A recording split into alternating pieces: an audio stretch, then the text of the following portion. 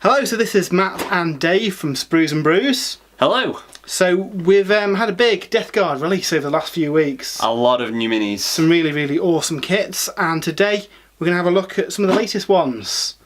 To add to Matt's growing Death Guard force. They're getting there. So we've got a couple of characters. So we've got the Plague Surgeon, Nautilus Rotbone. Now he's the kind of medic chap. Really nice kit. Don't know if you can see that. We'll get some better shots of him up once he's out of the pack and painted. But really nice kit. He lets you re-roll ones for disgustingly resilient saves. That's really good. It's kind of similar to the Apothecary. Yeah, I suppose. Actually thinking about it, not really, is he? He's more just a bonus to your, like you say. Yeah, he keeps them up. Now we all know how annoying disgustingly resilient is. So, very annoying, especially on those poxwalkers. Well, yeah, re-rolling ones, you've got another 1 in 3 chance of him staying alive. So yeah. And that's against mortal wounds as well, which is brutal. Very brutal. So he's the first of the characters that we've got here. The second one is the Tallyman. Now this guy is really cool. He lets you kind of refund command points. Yeah. Now it's not a guaranteed thing.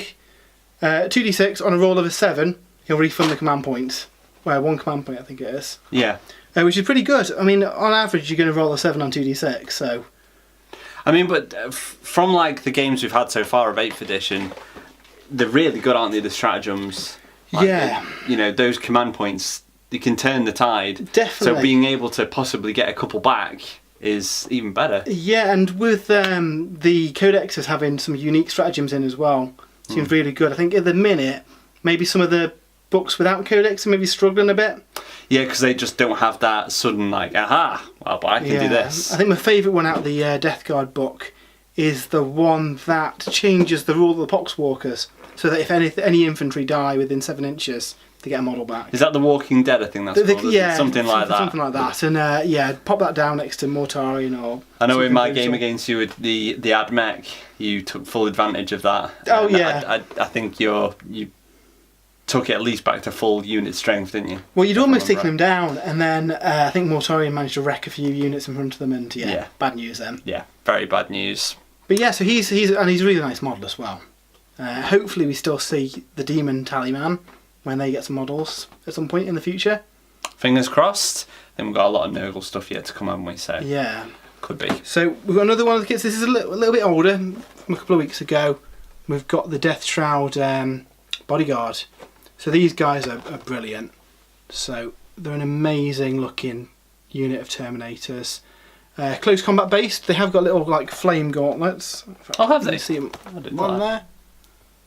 So yeah, little flame gauntlets for doing some. I like that. Mortarian's Silent Reapers. Yeah, that's cool. In the fluff there is bodyguards, and they won't just cover him. Any characters as well. So if you had, I don't know, just Typhus in the list, drop these guys down nearby. On a 2+, they can take the hits for them, which is brilliant. So while you're frantically trying to take out these big guys, the bodyguard will just soak up the wounds. From experience, trying to kill Mortarian on his own is an absolute nightmare. So having those in front of him is going to be even worse.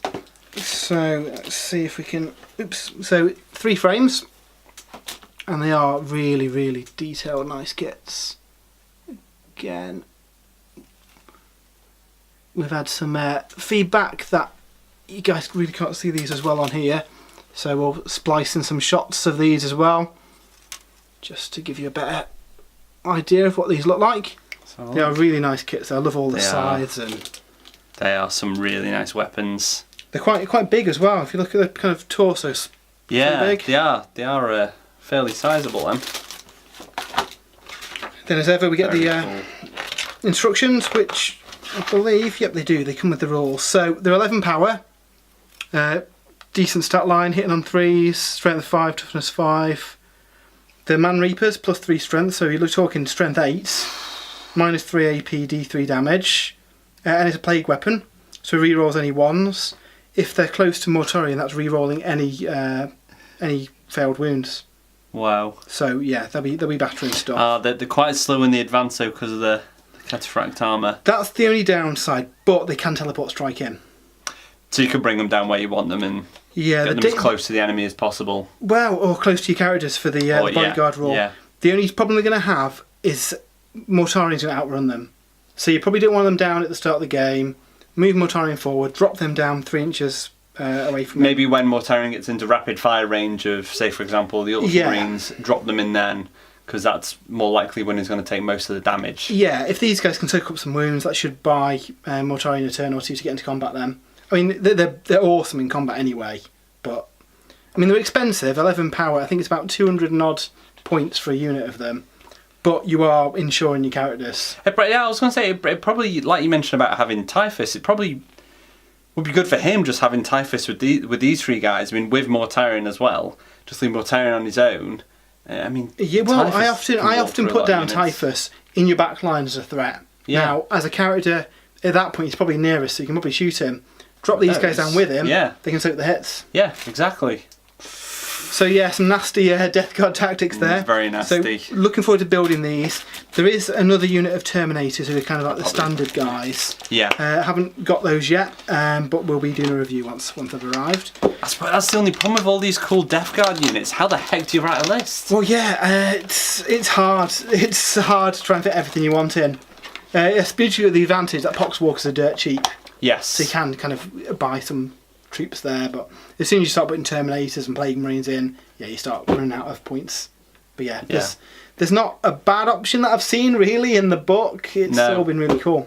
Speaking of cool things, look at the last kit we've got today is the Plague Crawler. So in my original list, I was tempted to put 3 of these things in because they are amazing. Big, demonically possessed artillery vehicle. And one of my favourite vehicles. They've not done any Chaos vehicles for a long time. They haven't, have they? And a lot of the other Chaos vehicles as well are just Marine ones that have been Chaos. It's Rhino chassis, Land Raider chassis with some spikes, really. Yeah. I mean, they had the Defiler. Defiler was awesome. And the Hellbrute. And obviously the Flyer, the... what's it called now? Helldrake. Helldrake, yeah. And the 2 demon engines from the 7th edition book, but for vehicle wise, there's not been a lot recently. Compared to a lot of the other armies, they've not really been that unique. Yeah, aside from the and what I like about this, it's a completely new chassis. So look at that. The frames, That's they are cool. So if we just pop this on here, so it looks quite compact because that's the body of the tank there. But they are really nice. Now I've seen the size of that. I think that is about the size of the Taurox. Yeah, it's not Militarium. It's not massive. It's quite wide though, because isn't that the? Yeah, that's the front plough of it. So we're looking, fairly big, front of it, and then with the artillery gun on top. Reminds me of the Death Corps Colossus mortar. Sort of, yeah. With the same like pistons and stuff around it. So there's been a few nods to like Forge World stuff, like the Blight drones and the Voltrix Mechanicum vehicle. So yeah, it's quite cool. So again, the new instruction manuals are really clear and straightforward, and as ever, we've got the rules in here as well. So take a quick scan of that. 8 power, fairly cheap for what it does. Hitting on a 4+. The main cannon, heavy D6 shots, strength 8, AP -2, D3 damage, and it's a plague weapon. So you get your rerolls for your failed wounds. The cool thing is, you can target units you haven't got line of sight to.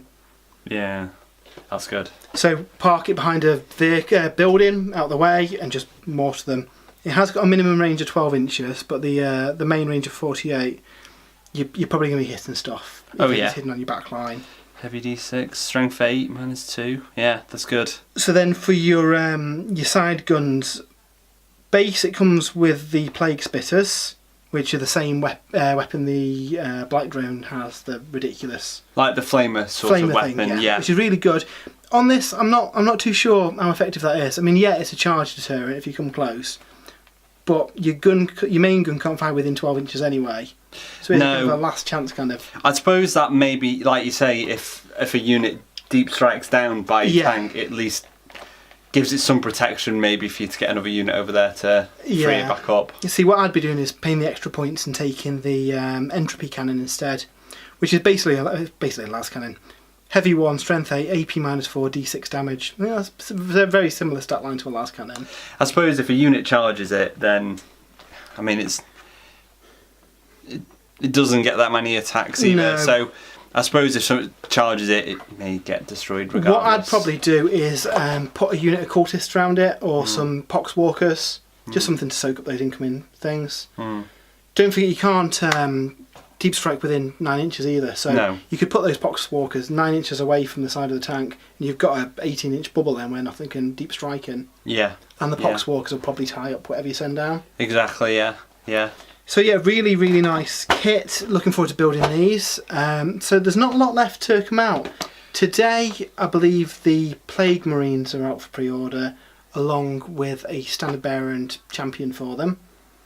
The bloat drone also came out last week with its alternate build for the flesh mower thing. Yeah. So that's cool. That's definitely on the shopping list. And I think the only thing we haven't seen up for pre-order yet is the Blight Hauler, which is an awesome little vehicle with a rocket launcher. Of course, yes. Yeah, I forgot about that one. So I think that's all we haven't seen yet, and I'm sure that's not far off. No. So as soon as we got them, we'll do a little video on them, and I'm sure you'll see these on the Instagram feed soon, because furiously working through them. Matt's been blasting through his Death Guard, and they all look fantastic. If you haven't seen them already, head on to our Instagram page, or even check us out on Twitter or on the webpage, and you'll be able to see them, especially Mortarion is a proper statement piece. But that concludes this Death Guard unboxing video. We hope you've enjoyed it. Look out for other videos on our channel very soon. See you soon. See ya.